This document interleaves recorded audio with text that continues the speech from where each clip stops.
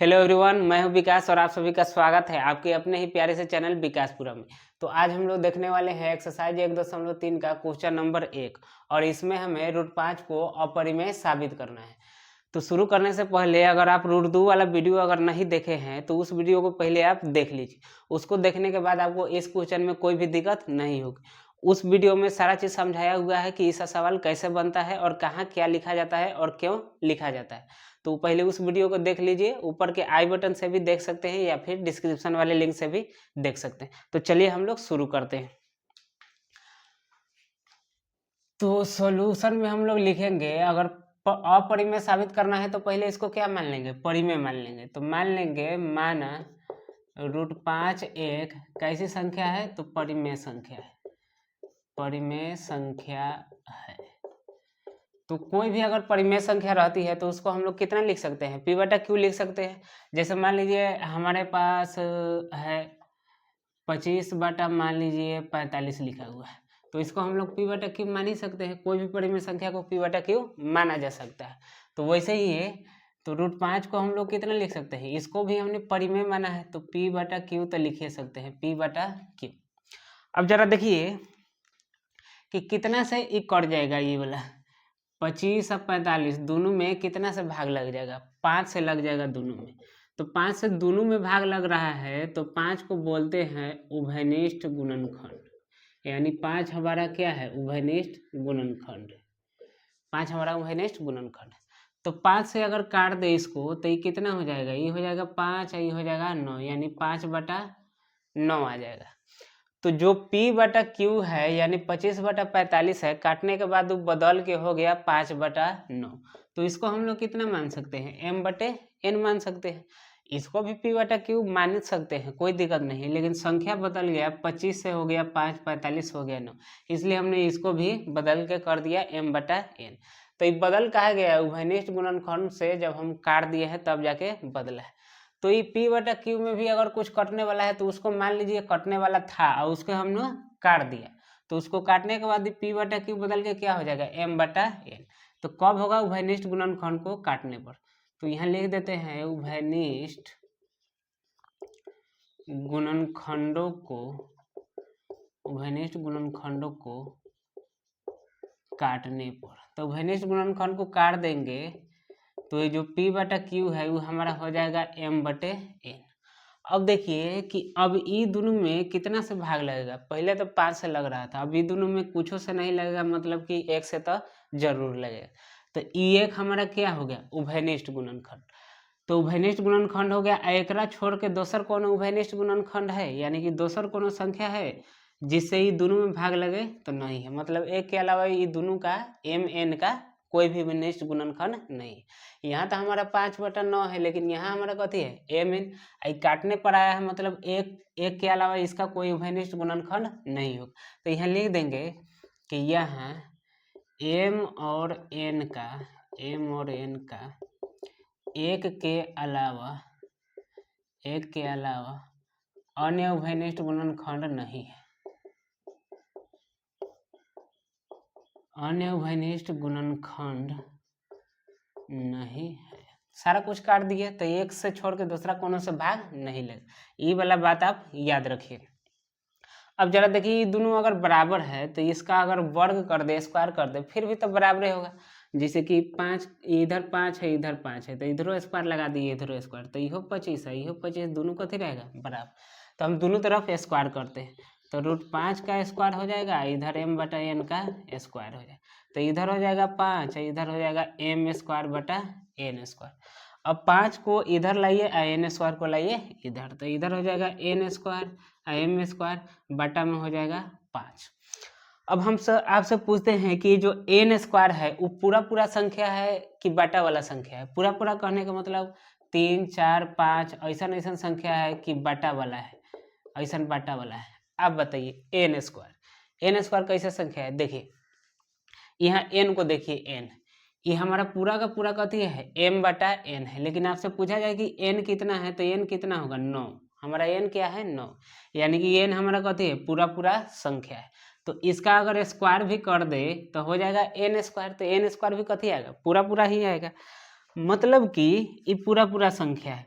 तो M square में जब हम भाग कर रहे हैं 5 से तो पूरा पूरा संख्या आ रहा है, मतलब कि 5 से एम में भाग लग जा रहा है, तब तो आंसर में पूरा पूरा संख्या आ रहा है। जैसे देखिए यहाँ है 10 और नीचे में है 5, तो इधर पूरा पूरा आएगा कितना 2, काहे कि भाग लग जा रहा है 5 से 10 में पूरा पूरा, तब तो यहाँ पूरा पूरा आया। मान लीजिए यहाँ ले लेते 13, यहाँ लेते 5, तो यहाँ आंसर में पूरा पूरा संख्या आता नहीं आता। तो हम लोग कह सकते हैं कि 5 एम स्क्वायर को विभाजित कर दे रहा है। वह बात वो यहाँ लिखे कि 5 एम स्क्वायर को विभाजित कर रहा है।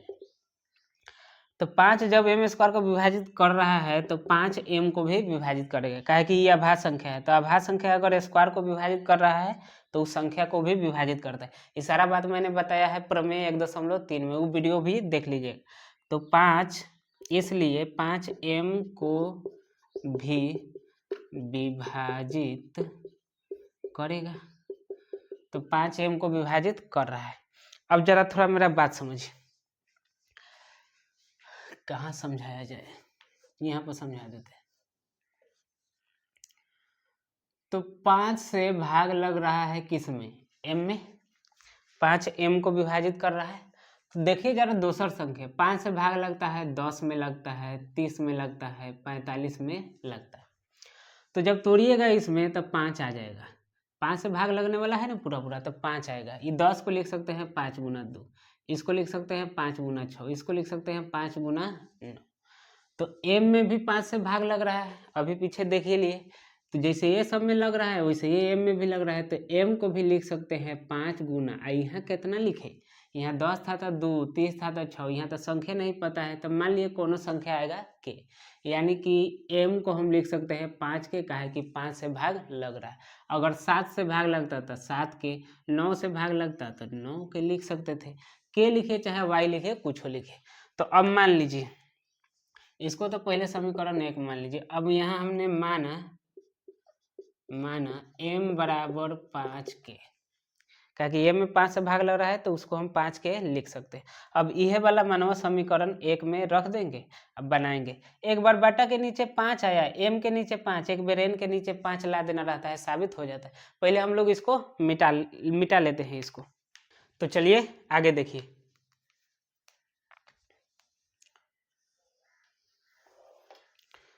तो m बराबर हमने मान लिया 5 के। अब इसी m को मान को समीकरण 1 में रखें, यहाँ लिख दिए समीकरण 1 से। तो समीकरण 1 हमारा क्या है, n स्क्वायर बराबर m स्क्वायर बटा 5।